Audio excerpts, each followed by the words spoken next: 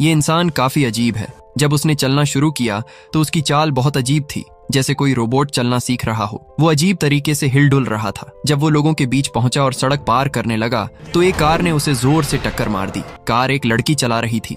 टक्कर इतनी भयानक थी कि वो आदमी दूर जा गिरा और उसकी टांग पूरी तरह मुड़ गई। लेकिन हैरानी की बात यह थी कि इतनी गहरी चोट लगने के बाद भी ना तो उसे कोई खरोंच आई और ना ही खून निकला। वो लड़की तुरंत कार से उतरी ताकि देख सके कि उस आदमी का क्या हाल है, लेकिन जहां वो गिरा था वहां कोई नहीं था। उसे समझ ही नहीं आया कि वो आदमी कहां गायब हो गया। थोड़ी देर बाद हम देखते हैं कि वो सफेद सूट वाला आदमी एक सुनसान जगह पर खड़ा है। अचानक उसका कान एक दरवाजे की तरह खुलता है।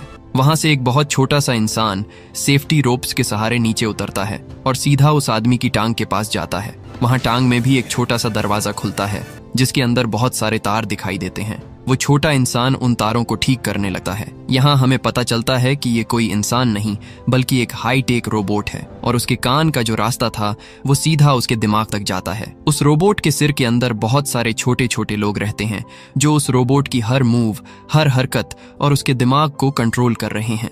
उस रोबोट के सिर के अंदर एक मेन कमांडर कैद बैठा था जो सब कुछ कंट्रोल कर रहा था। असल में वो रोबोट बिल्कुल उस कमांडर की शक्ल का ही बनाया गया था, एकदम उसकी कॉपी। बाकी का जो स्टाफ था हर किसी को शरीर का एक एक हिस्सा दिया गया था।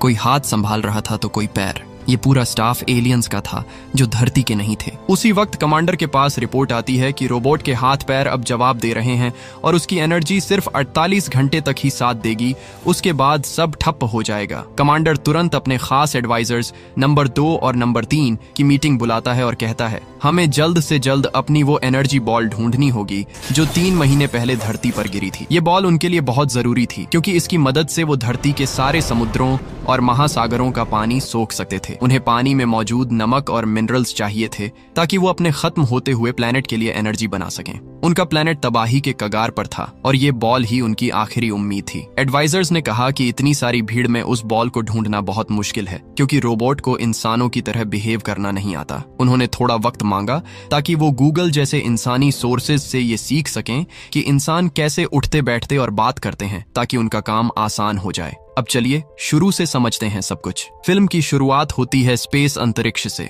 जहां एक चमकती हुई अजीब सी चीज तेजी से चली जा रही है। वो अपने रास्ते पर ही थी लेकिन अचानक एक सैटेलाइट से टकरा जाती है और उसका रास्ता भटक जाता है। रास्ता भटकने की वजह से वो सीधा धरती के एटमॉस्फेयर में घुस जाती है और अमेरिका के न्यूयॉर्क शहर में जा गिरती है। उसी वक्त जोश नाम का एक छोटा बच्चा अपने टेलीस्कोप से आसमान को देख रहा होता है। वो उस चमकती हुई चीज को धरती पर गिरते हुए देख लेता है। वो चीज एक टेनिस बॉल के बराबर थी। वो बॉल सीधा जोश के घर में घुसती है, उसके कमरे की खिड़की तोड़कर सीधा उसके छोटे से एक्वेरियम यानी मछली घर में जा गिरती है। जैसे ही वो बॉल पानी में गिरती है, एक्वेरियम का सारा पानी पलक झपकते ही गायब हो जाता है, जैसे उस बॉल ने सब सोख लिया हो। अब कहानी 3 महीने आगे बढ़ती है। इस बीच कुछ खास नहीं हुआ था, लेकिन एक दिन अचानक आसमान से एक आग का गोला गिरता हुआ दिखाई देता है और वो अमेरिका में स्टैच्यू ऑफ लिबर्टी के पास आकर गिरता है। जब वो गोला जमीन पर गिरता है तो वहां एक बड़ा सा निशान बन जाता है। वो आग की लपटें धीरे धीरे एक इंसान का रूप ले लेती हैं और इसके बाद क्या होता है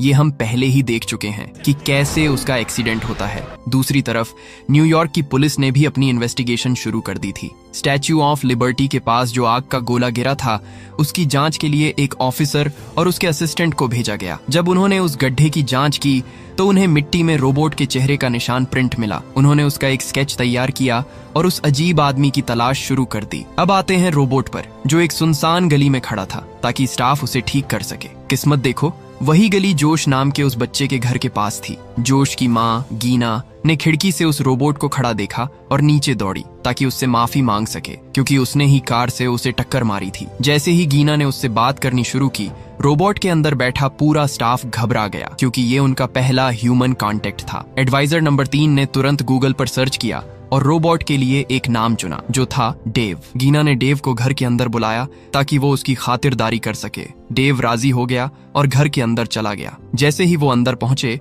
एडवाइजर नंबर 3 की नजर जोश की एक फोटो पर पड़ी जिसमें उसने वही एनर्जी बॉल हाथ में पकड़ी हुई थी। उसने तुरंत कमांडर को बताया। कमांडर ने देखते ही ऑर्डर दिया कि जोश की लोकेशन ट्रैक करो। डेव ने गीना से माफी मांगी और कहा कि उसे एक जरूरी काम से निकलना होगा। निकलते वक्त वो इतना कंफ्यूज था कि उसने बाहर जाने वाले दरवाजे की जगह अलमारी का दरवाजा खोल दिया। फिर उसे अपनी गलती समझ आई, असली दरवाजा खोला और बाहर निकल गया। जब वो रास्ते से जा रहा था, रास्ते में एडवाइजर नंबर 2 को बहुत गुस्सा आ रहा था क्योंकि उसने देखा कि धरती के लोग बड़े अजीब हैं और ट्रैफिक रूल्स की बिल्कुल परवाह नहीं करते। कमांडर ने देखा कि वो गुस्से में है तो तुरंत डॉक्टर से कहा कि उसकी हेल्थ का ध्यान रखे। डेव जब एक प्लेग्राउंड के पास से गुजरा तो वहां खेल रहे बच्चों ने उसे आइसक्रीम वाला समझना शुरू कर दिया क्योंकि उसने सिर से पांव तक सफेद सूट पहना था।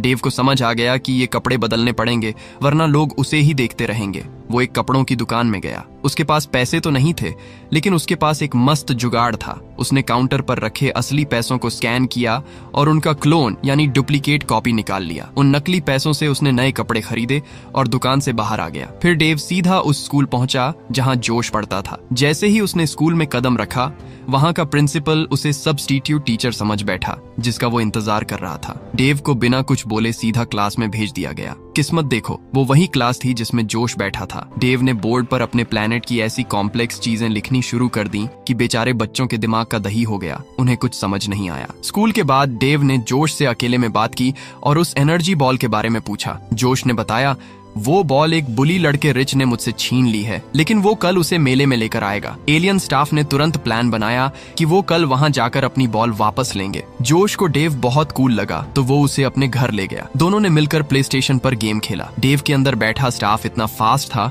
कि उसने गेम में ऐसी स्पीड दिखाई कि जोश हैरान रह गया। जब जोश की माँ गीना घर लौटी तो वो डेव को देखकर बहुत खुश हुई। उसने डेव को लंच पर इन्वाइट किया। अंदर बैठा एडवाइजर नंबर 4 इसके खिलाफ था। उसने कमांडर को वार्निंग दी, सर हमारी एनर्जी खत्म हो रही है, हमें रोबोट को ज्यादा देर तक ऑन नहीं रखना चाहिए। लेकिन कमांडर ने सोचा कि अगर वो लंच के लिए मना करेंगे तो गीना को शक हो जाएगा, इसलिए वो मान गया। लंच के बाद जब वो घर में घूम रहे थे तो डेव की नजर एक पेंटिंग पर पड़ी जो दीवार पर टंगी हुई थी। दीवार पर वो पेंटिंग देखकर डेव ने गीना से उसके बारे में पूछा। गीना ने बताया कि ये उसने तब बनाई थी जब वो जोश के पापा के साथ प्यार में थी। डेव को प्यार का मतलब समझ नहीं आया तो उसने पूछा कि ये क्या होता है और कैसा फील होता है। गीना ने मुस्कुराते हुए कहा, जब तुम्हें प्यार होगा तो तुम्हें ये पूछने की जरूरत नहीं पड़ेगी, तुम अपने आप समझ जाओगे। रात को जब डेव के सोने का वक्त हुआ तो वो सड़क पर निकल गया। वहां उसने एक बेघर आदमी को जमीन पर सोते देखा तो वो भी उसके पास जाकर लेट गया। उस भले आदमी ने डेव को ठंड से बचाने के लिए अपनी चादर उस पर डाल दी। ये देखकर रोबोट के अंदर बैठा कमांडर दंग रह गया। उसने अपने स्टाफ से कहा, हमने इन इंसानों को गलत समझा, ये हमसे जज्बातों में बहुत आगे हैं, हम तो सिर्फ तारों और प्रोग्रामिंग का डिब्बा हैं। डेव को सुकून महसूस हुआ और स्टाफ ने उसे रात भर के लिए स्लीप मोड पर डाल दिया। अंदर कमांडर ने देखा कि एडवाइजर नंबर 3 अभी भी जाग रही है और इंसानों के तरीके सीख रही है। उन्होंने मिलकर एक रोमांटिक फिल्म देखी जिसमें प्यार की कहानी थी। दोनों इतने इमोशनल हो गए कि उनकी आंखों में आंसू आने ही वाले थे। अगली सुबह जब डेव जागा तो उसकी बैटरी सिर्फ 20% बची थी। वो तुरंत जोश और गीना के साथ मेले में गया। वहां एक खाने का कंपटीशन हो रहा था। डेव ने उसमें हिस्सा लिया और अपनी सुपर स्पीड की वजह से सबको हरा दिया। इनाम में उसे एक बड़ा सा टेडी बियर मिला जो उसने गीना को गिफ्ट कर दिया, जिसे देखकर वो बहुत खुश हुई। तभी वहां वही बुली लड़का रिच आया और जोश को परेशान करने लगा। डेव ने उसे उठाकर उल्टा लटका दिया और अच्छे से सबक सिखाया। जोश बहुत खुश हुआ कि उसके दोस्त ने उसका साथ दिया, लेकिन डेव तो असलियत में अपनी एनर्जी बॉल ढूंढ रहा था जो उसे मिल गई। डेव ने खुशी में उन्हें डिनर पर इनवाइट किया क्योंकि उस दिन गीना का बर्थडे था। एडवाइजर नंबर 2 को बहुत गुस्सा आया। उसने कहा, हमारे पास टाइम नहीं है, बॉल मिल गई है तो तुरंत निकलो। लेकिन कमांडर ने मना कर दिया और कहा, इन लोगों ने हमारी मदद की है, हमें उनका शुक्रिया अदा करना चाहिए। गुस्से में एडवाइजर नंबर 2 वहां से चला गया। अब डेव, गीना और जोश एक रेस्टोरेंट में डिनर के लिए पहुंचते हैं। रेस्टोरेंट में सब मजे कर रहे थे, लेकिन बाहर पुलिस को डेव की लोकेशन मिल गई थी और वो उसे पकड़ने के लिए निकल चुके थे। इधर रोबोट के अंदर एक अजीब ही माहौल था। धरती पर रहकर ये एलियंस पूरी तरह ह्यूमन बनते जा रहे थे। एडवाइजर नंबर 4 ने तो अपने केबिन में बाकायदा एक डांस पार्टी शुरू कर दी थी और बाकी स्टाफ को भी बुला लिया था। ये उनकी एलियन लाइफस्टाइल के बिल्कुल खिलाफ था, जिसे देखकर एडवाइजर नंबर 2 का खून खौल रहा था। एडवाइजर नंबर 3 पर भी इंसानी रंग चढ़ गया था। उसने रेस्टोरेंट के गर्ल्स को देखकर एक सेक्सी ड्रेस पहनी और मेकअप भी कर लिया। वो कमांडर के पास गई और उन्हें डांस के लिए पूछा, लेकिन कमांडर का पूरा ध्यान डेव और गीना के डांस पर था। इस बात से नंबर 3 का दिल टूट गया और वो कमांडर से चिढ़ गई। तभी पुलिस रेस्टोरेंट में घुसती है और डेव को धर दबोचती है। गीना और जोश तो सदमे में आ जाते हैं कि अचानक ये क्या हो गया। पुलिस डेव को स्टेशन ले जाती है और इंटरोगेशन रूम में बिठा देती है। रोबोट के अंदर एडवाइजर नंबर 2 अब और इंतजार नहीं कर सकता था। उसे लगा कमांडर की वजह से ही वो लोग जेल पहुंच गए हैं। उसने 2 हथियारबंद गार्ड्स को लिया और कमांडर के खिलाफ तख्ता पलट दिया। उन्होंने कमांडर को उनकी कुर्सी से उठाकर बाहर फेंक दिया।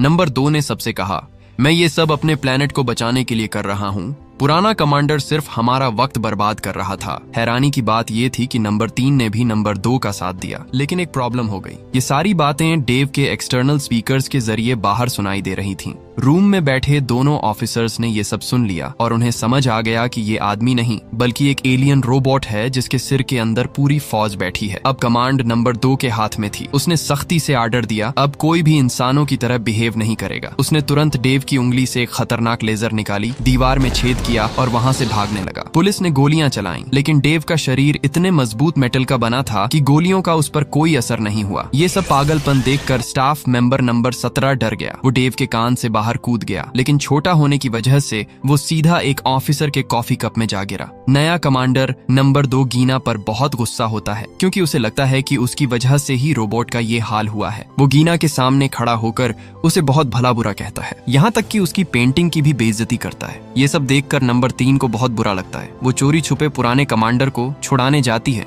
लेकिन गार्ड्स उसे देख लेते हैं और फिर पकड़कर नंबर 2 के पास ले आते हैं। गुस्से में नंबर 2 फैसला करता है कि वो इन दोनों को रोबोट से बाहर फेंक देगा। गार्ड्स उन्हें डेव की नाक से बाहर गिरा देते हैं। बेचारे दोनों छोटू एलियंस न्यूयॉर्क की भारी रोड पर गिर जाते हैं। उन्हें डर था कि कोई इंसान उन्हें कुचल ना दे या कोई कार उनके ऊपर से ना निकल जाए। वो एक उड़ते हुए प्लास्टिक बैग से चिपक कर वापस डेव तक पहुंचने की कोशिश करते हैं, लेकिन हवा उन्हें एक बस के वाइपर पर फेंक देती है। बस का ड्राइवर वाइपर चला देता है और वो दोनों हवा में उड़ते हुए किस्मत से सीधा डेव के जूतों पर जा गिरते हैं। वहां से ऊपर चढ़ते टाइम कमांडर नंबर 3 से कहता है, मैंने तुम्हें इस मिशन के लिए इसलिए चुना था क्योंकि तुम्हारा दिल बहुत साफ है। नंबर 3 पूछती है, आपने ये पहले क्यों नहीं बताया? कमांडर जवाब देता है, क्योंकि मैंने अभी अभी इंसानों से सीखा है कि अपने जज्बात कैसे जाहिर करते हैं। दोनों डेव की पैंट के रास्ते ऊपर चढ़कर वापस कंट्रोल रूम में घुसने की कोशिश करते हैं। इधर डेव, जिसे अब नंबर 2 कंट्रोल कर रहा है, पुलिस स्टेशन से बाहर निकलकर एक टैक्सी रोकता है ताकि वो स्टैच्यू ऑफ लिबर्टी तक पहुंच सके।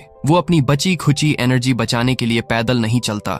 जोश और जीना भी उसका पीछा करते हैं ताकि देख सकें कि मामला क्या है। पुलिस स्टेशन में जब ऑफिसर अपनी कॉफी पीने लगता है तो उसे उसमें नंबर 17 मिलता है। नंबर 17 ऑफिसर को सारी सच्चाई बता देता है कि ये एलियंस कहां से आए हैं और उनका प्लान क्या है। डेव स्टैच्यू ऑफ लिबर्टी के पास पहुंचकर समुद्र के किनारे खड़ा हो जाता है और वो एनर्जी बॉल फेंकने ही वाला होता है जो सारा पानी सोख लेगी। लेकिन ठीक उसी वक्त पुराना कमांडर और नंबर 3 एक सीक्रेट रास्ते से कंट्रोल रूम में घुस जाते हैं और सिस्टम को हैक कर लेते हैं। नंबर 2 का कंट्रोल खत्म हो जाता है। कमांडर कंट्रोल रूम में एंट्री मारता है और कहता है, तुम्हारा असली कमांडर वापस आ गया है। नंबर 2 गार्ड्स को ऑर्डर देता है कि उन्हें पकड़ लो, लेकिन पूरा स्टाफ अब नंबर 2 की बदतमीजी से तंग आ चुका था। सबके सब पुराने कमांडर के साथ खड़े हो जाते हैं। कमांडर ऑर्डर देता है कि नंबर 2 को हमेशा के लिए जेल में डाल दिया जाए। अब कमांडर के हाथ में पूरी कमांड आ जाती है। वो एनर्जी बॉल को पानी में फेंकने से रोक देता है क्योंकि वो नहीं चाहता कि धरती के लोगों को कोई नुकसान पहुंचे। भाई, कमांडर ने तो सच में दिल जीत लिया, लेकिन उनका अपना प्लेनेट खतरे में है, तो अब वो क्या करेंगे? क्या वो बिना पानी लिए वापस जाएंगे? अब सीन एकदम क्रिटिकल हो जाता है। कमांडर नहीं चाहता था कि धरती को कोई नुकसान पहुंचे, लेकिन किस्मत देखो, अचानक वो एनर्जी बॉल उसके हाथ से छूटकर समुद्र में जा गिरती है। बॉल तुरंत पानी सोखना शुरू कर देती है। कमांडर के पास अब एक बहुत बड़ा फैसला लेने का समय था। रिपोर्ट आती है कि बची खुची एनर्जी से सिर्फ एक ही काम हो सकता है, या तो वो अपनी बॉल वापस निकालकर अपना प्लेनेट बचा लें या फिर उसी एनर्जी से बॉल को डीएक्टिवेट करके धरती को बचाएं। कमांडर बड़ा दिल दिखाता है और धरती को बचाने का फैसला करता है। पूरा स्टाफ उसके साथ खड़ा होता है। वो अपनी सारी ताकत लगा देते हैं और बॉल को समुद्र से बाहर निकाल लेते हैं। इसके साथ ही रोबोट की एनर्जी खत्म हो जाती है और डेव रोबोट वहीं ठप होकर बैठ जाता है। पुलिस वहां पहुंचती है और डेव को कब्जे में लेने की कोशिश करती है, लेकिन तभी जोश और उसकी माँ वहां आ जाते हैं। जोश चिल्लाकर कहता है, डेव बुरा नहीं है, उसने हम सबकी जान बचाई है। जोश हिम्मत दिखाता है और एक पुलिस वाले की बेल्ट से इलेक्ट्रिक टेजर निकालकर डेव की पीठ पर मार देता है। बिजली का झटका डेव को रिचार्ज कर देता है और वो फिर से खड़ा हो जाता है। तभी रोबोट का मुंह खुलता है और उसकी जीभ पर कमांडर और नंबर 3 बाहर आते हैं। कमांडर लोगों और पुलिस से कहता है, हमें धरती अपना दूसरा घर लगने लगी है।